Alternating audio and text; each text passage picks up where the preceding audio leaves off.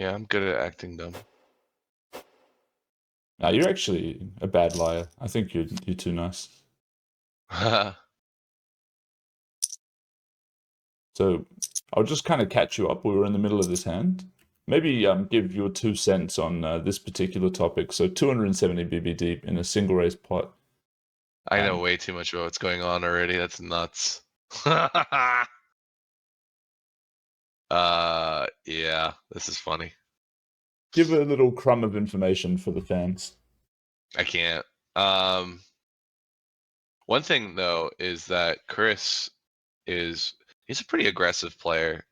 He's one of the few players that I have tagged as a redliner on ACR. Okay. So you'd rather just proceed through the motions of the hand than stop for the detour?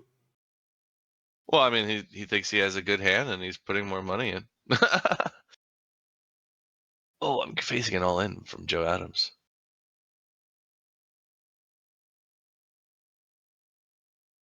Yeah, what do you think? Well, I was discussing a bit, and I guess it seems one thing that striked me about this spot is Peter can't have pocket queens, big blind flatting against the cutoff open. At least I assume that this is a 0 flat, and even if it's some 5% crumb flat, it's pretty irrelevant going post flop. So when we're this deep, obviously, when we 3-bet, it's extremely bad for Peter, and he kind of can't really keep clicking. At least that's what I would assume. So therefore, because he check raises something like bottom or middle pair as well and gut shots and stuff, and top pair, we can start value re-raising other hands like this or whatever. Yeah, I mean, there's not a lot of 2 pairs on the board. You don't have queen 6 off, queen deuce off. 6-2 suited. Maybe I think we have. Yeah, Depends what you said. Oh, you opened it like 220 or something. I think so. So yeah, 6-2 suited is probably in there, but not a lot of 2 pairs. So like over pairs and good top pairs are still like are going to be worth more than on boards where there's a lot of 2 pairs. Like offsuit type of 2 pairs that the big blind might have an advantage in. But yeah, so kings is pretty good here. So yeah, let's see what happens next. Is kings good enough for another value bet? Yeah. You would mix a check sometimes? What's kind of the thought process? Would you rather check back a different hand than an overpair that doesn't interact too much with the top pair? Obviously, it blocks king queen, but that's an interesting question. Would I rather check a queen? Okay, so check a queen. Well, the good news is that we unblock queen X to call again. And I think our hand is pretty vulnerable to getting sucked out on. So I don't know. I would probably bet kings again and then evaluate the river.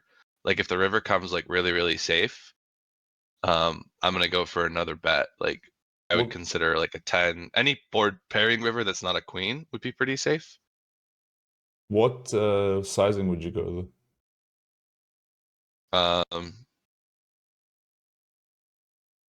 That's an interesting question as well. When we're super deep, part of me wants to look for a geo sizing. But at the same time, I want to look for like I kind of want to. I also kind of want to do like a price setting size. I don't know. I think I would just go large. I think B75 is too small, so I would probably do like pot, and then what would geo be here? Geo would be a small overbet. Yeah, like 125, 150 or whatever. Yeah, 125-ish, I guess. We can wind back to see Peter's stack. Yeah, I guess since pot and geo are so similar, then I would probably just do geo. Yeah, I would just do geo and then probably check back if I got scared on some of So the runouts. if you, I mean, that actually, yes, I guess it's like 5 and a bit K or something. But so you think that for 5K, Peter is going to find call all top pair? There will be No. no folding for Peter, or?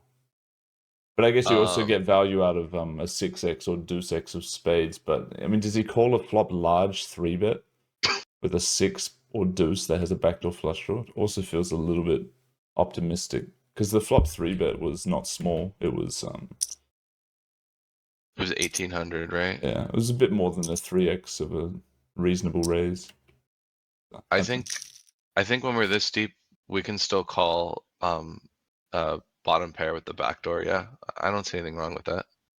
Because like if we hit like trips, like we're in a very happy spot, you know. Are you though? Like they 3-bet you on the flop with pocket sixes and pocket queens a bunch as well. It's kind of got some sick reverse implied odds, right, to bang off trips. I don't really actually expect queens to 3-bet the flop. Sixes, sure. Deuces, you know, sure. But I don't really expect top set to do it. I Okay, mean, I guess like I think it's PLO I mean mindset. maybe yeah, it's PLO mindset, and also like my mindset is my mindset might be a little wrong because like we're really deep, so like maybe we want to just start coolering people off with top set. But like the board is so dry that we don't need to like start the top set cooler. Like we can just call top set, and then if we face like the board isn't going to change enough where we're like, you know, not getting in with top set usually. You know what I mean? So like we don't lose our cooler. Like if the board was like a little more wet, then maybe we start fast playing top set to get the coolers in. But other than that, I don't know. Okay. So um Chris yeah, I think thinks yeah similarly to you. He makes, well, I won't really call this an overbet. This is a pot size bet. yeah I think that's I like that. I think that's good. I would I am curious though, like because oh, and I would shove this river, but I think that uh you know, talking about uh you know, the size on the turn, we're kind of in Candyland right now, a little bit, right?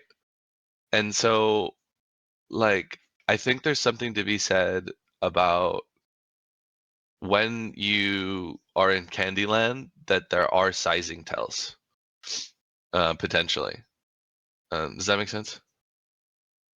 Sure. I mean, the further you go out of what everybody understands, the more that a read on what you're trying to sell, because we're all human, at the backbone, is going to be, something that you might play into.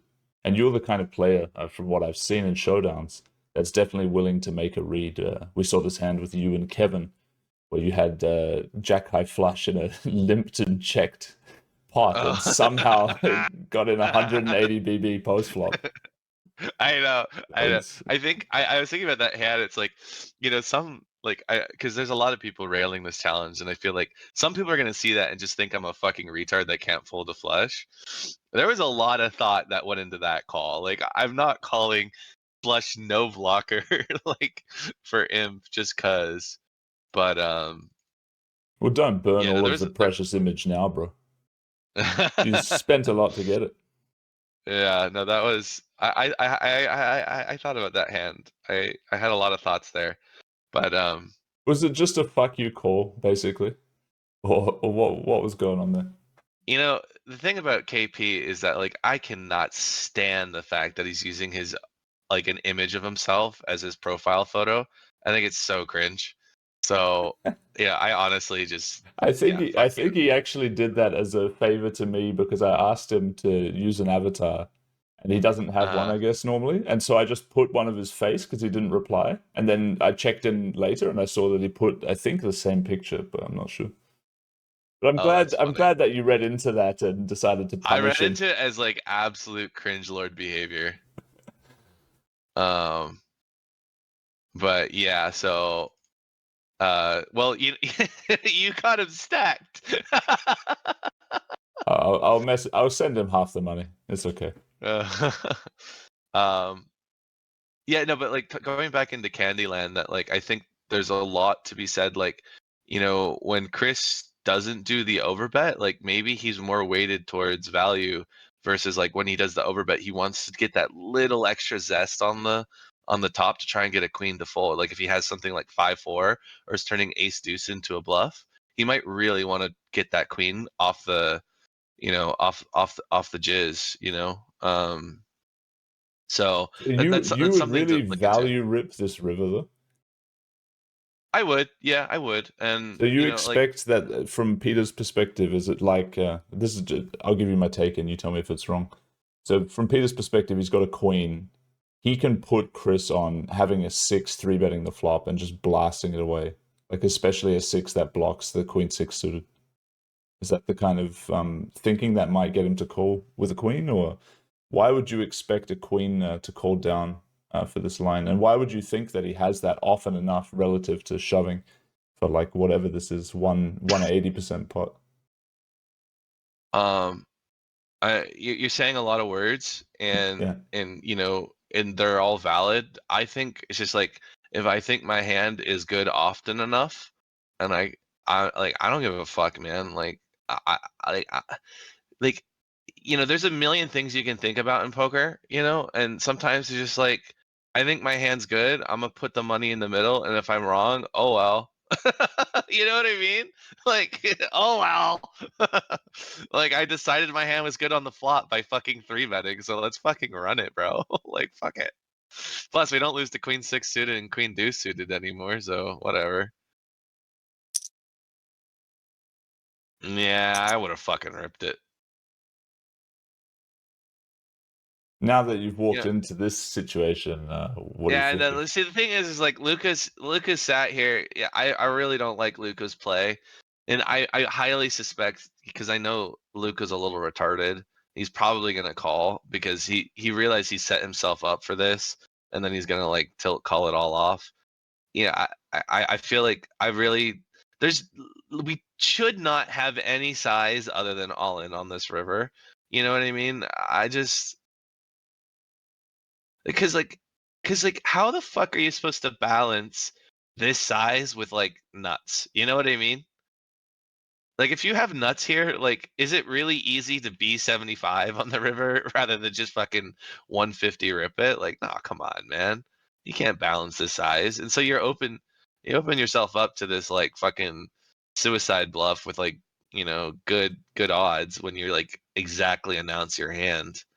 So I think I would if I want to bet if I don't want to jam this hand, I'm never B75ing. I'm just checking back. I hate this play. But I really don't mind the jam. I really don't mind the jam. Just put it in and run it. But the B75 I hate. I would flame this guy if I was coaching him. Yeah, it's an interesting spot. I mean, there's some chance, right, that your opponent did have the queen 6 or queen deuce, couple combos, and he's now been counterfeit and deciding like, ah, well, I have to bluff something or whatever. And he The might thing even is bet you actually aces or don't really kings. have to bluff in spots. Like you don't not every spot needs to have a bluff, especially when your opponent's range is like basically no bluffs. Or excuse me, especially when your opponent's range is like like all medium value. Like you actually don't need the bluff, and like they're getting really good odds. Um, yeah, you don't really need to have bluffs. You know what I mean? Like So what would you do with a you counterfeit actually see it in queen 6 solvers then? sometimes. What would you do? Counterfeit in queen 6, and I'm against Luca. Yeah. I well, I don't know. We have an interesting dynamic, but I would just fold. Um, because I think Luca at this point is pretty much announcing his hand, and he's the exact type of player that once he announces his hand, he can't fold. Um, he's a little sick in the fucking head. All right. Well, let's see. Let's see what happens. Yeah, classic. When he announces his hand, like we all know, like I called it out, like we know that once he announces his hand, he can't fold. You know what I mean? And so like because it's hard to fold after you announce your hand. You know what I mean? because it's like, oh, like I'm like leaving myself open to exploitation. So yeah, no, this he literally, that river size was fucking tragic. Check or all in, dude.